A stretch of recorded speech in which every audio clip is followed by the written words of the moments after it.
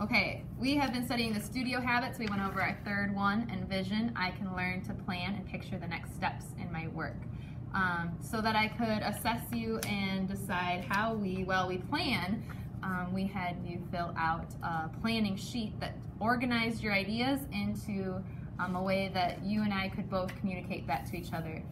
This is a lot like your writing processes that you may do, or anytime we're going to create, we need to start with an idea.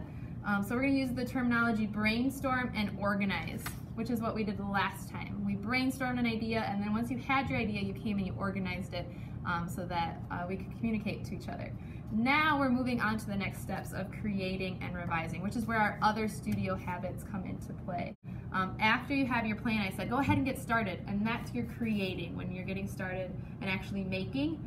As you create, you're automatically revising, artists. It's not something that we do separate. We do these two together, and we flip back and forth between the two. So my plan was to create a landscape in drawing, and so I've already started my landscape. I've started sketching really lightly so that I can go back and revise, which is actually why I put it as an eraser too. My plan was to create a landscape. I might include a cow. I wasn't sure. This is my river over here. And so as I'm creating, I decided, well, maybe I want to have a bridge over here. And so I kind of sketched it in lightly, but now I'm thinking, you know, I don't think I want a road cutting across the middle. So my revision is that I'm going to actually go back and erase that part. And as I'm thinking, what else can I add?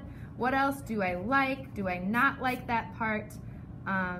It's not set in stone, and so I really want you to go back and revise your own work and to think about what you're making. Use your resources, use your iPad to look up how to do things as you revise today.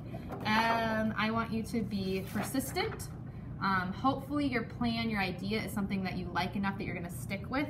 You're going to embrace the problem. So even though my first cow did not turn out well, I went and I looked in, I persisted. I tried to look up a different cow. This one's a lot bigger in the front, so I like that one a lot better. I am exploring. I haven't drawn a cow ever, so I'm taking risks. I'm exploring on that. I'm going to try new things as I'm making my artwork. So that's how our studio habits all tie together, artists.